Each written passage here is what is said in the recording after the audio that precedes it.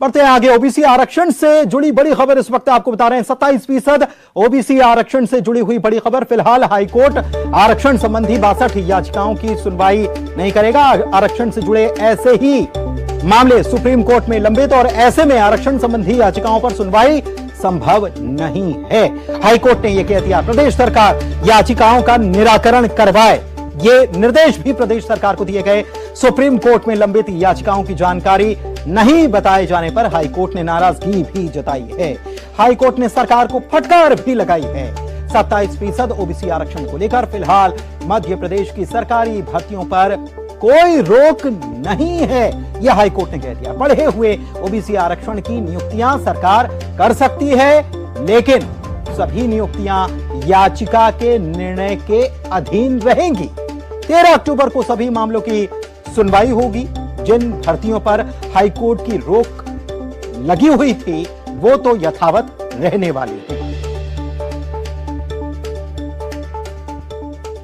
और चलिए इसी खबर पर बात करते हैं। प्रतीक हमारे संवाददाता हमारे साथ लाइव जुड़े हुए हैं, सीधे उन्हीं के पास चलते हैं। प्रतीक, ये आज इस मामले में एक प्रकार से कह सकते हैं कि एक बड़ा फैसला आ चुका है कि अभी तक जो भर्तियां होने वाली थी कहीं ना कहीं ये अटकी हुई थी कि कोर्ट की तरफ से क्या फैसला आता है इस पर, और अब ये कह दिया है कि आप भर्ती तो कर सकते हैं लेकिन वो याचिकाएं जो लगी हैं उसके अधीन रहेंगी। उसके बाद जो फैसला आएगा उसके फिर बाद में उन नियुक्तियों का फिर निराकरण होगा, ये साफ कह दिया है कोर्ट ने आज। बिल्कुल, देखिए पुनीत, आज एक बड़ा ट्विस्ट जो है हम कह सकते हैं 27% ओबीसी आरक्षण के मामले में आया है।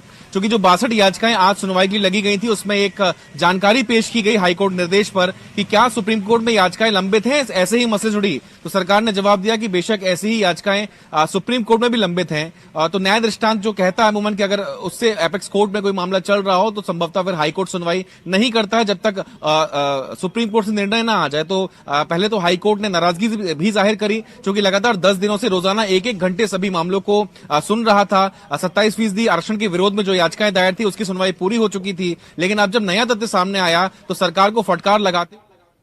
चलिए ठीक है, सरकार को फटकार लगाई कि आपने पहले इसके बारे में जानकारी दी क्यों नहीं। बहुत शुक्रिया आपका इस जानकारी के लिए। इन बातों से कभी नहीं उबेंगे कि वे राष्ट्र निर्माता हैं तो पता नहीं क्या क्या है। फिर शिक्षा की हालत इतनी खराब कैसे है, इसके लिए केवल शिक्षक ही तो जिम्मेदार नहीं। क्या शिक्षकों को यह हकीकत नहीं मालूम कि उन पर चुनाव से लेकर तमाम सरकारी योजनाओं के सर्वे का काम लाद दिया जाता है? उनका समय पढ़ाने पर कितना और इन कामों पर कितना खर्च होता है? अगर देश के भविष्य के लिए उनका होना इतना ही जरूरी है तो देश के हजारों सरकारी स्कूलों में शिक्षक क्यों नहीं है? शिक्षकों को अब ऐसी बातों से दूर रहना चाहिए। अनुराग द्वारी ने रिपोर्ट की थी कि मध्य प्रदेश में 21,000 से अधिक स्कूल ऐसे हैं, 21,000 से ज्यादा, जो केवल एक शिक्षक के बूते चल रहे हैं।